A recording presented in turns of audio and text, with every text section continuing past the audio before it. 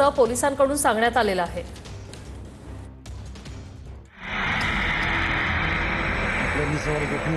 अहमदाबादमध्ये एअर इंडियाचं विमान कोसळलं। 242 प्रवाशांना घेऊन जाणाऱ्या विमानाला अपघात। अहमदाबाद येथील घोडा कॅम्पजवळ विमान दुर्घटना घडली। प्रवासी विमान अहमदाबादहून लंडनकडे जात होतं।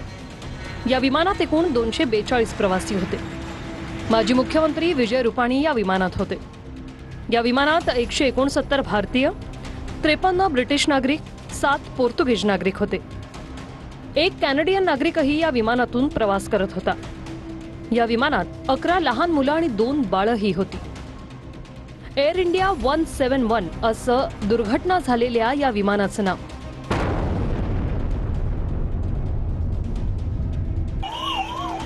एअर इंडिया 171 विमानाचे सुमित सबरवाल हे कॅप्टन होते।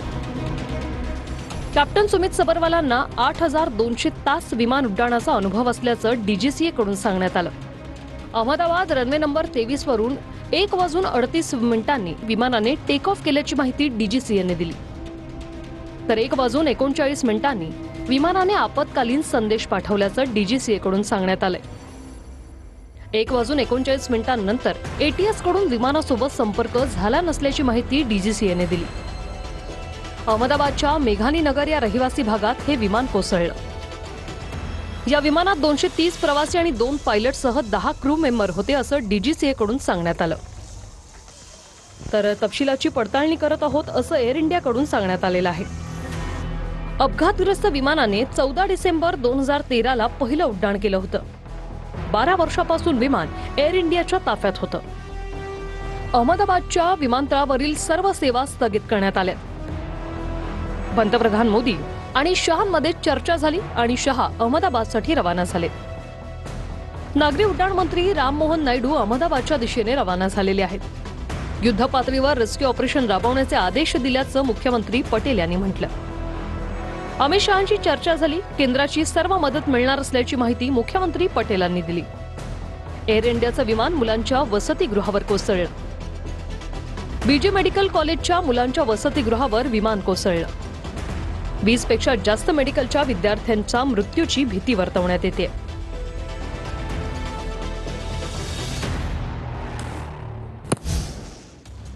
अपघात होण्याआधीचा विमानातला एक व्हिडिओ प्रवाशाकडून ट्विट करण्यात आलेला आहे।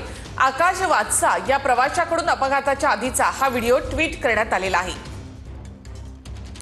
या प्रवाशाला कल्पनाही नसेल की विमानामधील एसी आणि टचस्क्रीन टीव्ही जो आहे तो बंद असल्याची तक्रार त्यानं त्यामध्ये केली होती। हेच विमान नंतर अहमदाबादवरून लंडनसाठी उड्डाण घेत होतं असा दावा करण्यात आलाय। अपघात होण्याआधीचा विमानातला हा व्हिडिओ प्रवाशाकडून ट्विट करण्यात आलेला आहे।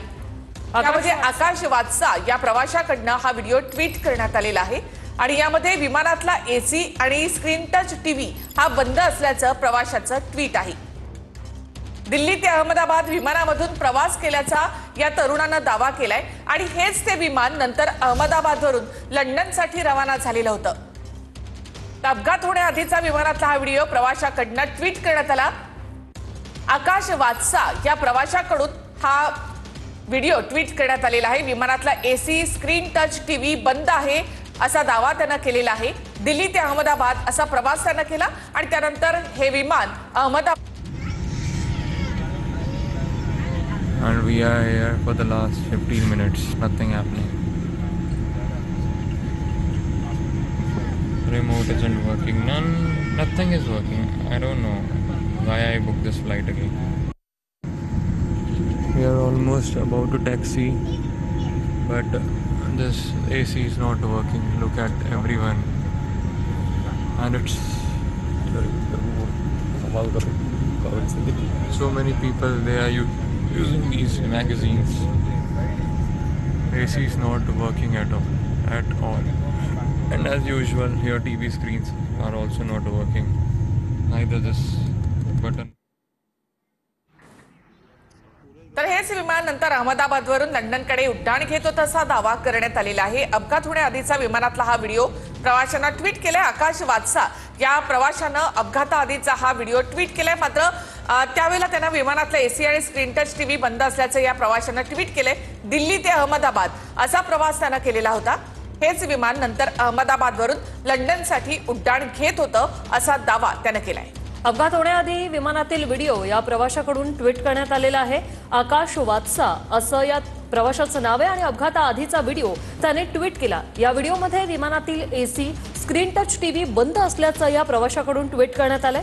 दिल्ली ते अहमदाबाद विमानातून हा प्रवास केल्याचा या तरुणाने दावा केलाय. हेच विमान नंतर अहमदाबादवरून लंडनसाठी उड्डाण घेत होतं असा दावा करण्यात आलेला आहे. एअर इंडियाच्या विमानातील तांत्रिक बिघाडामुळे अपघात झाल्याची माहिती सूत्रांकडून मिळते.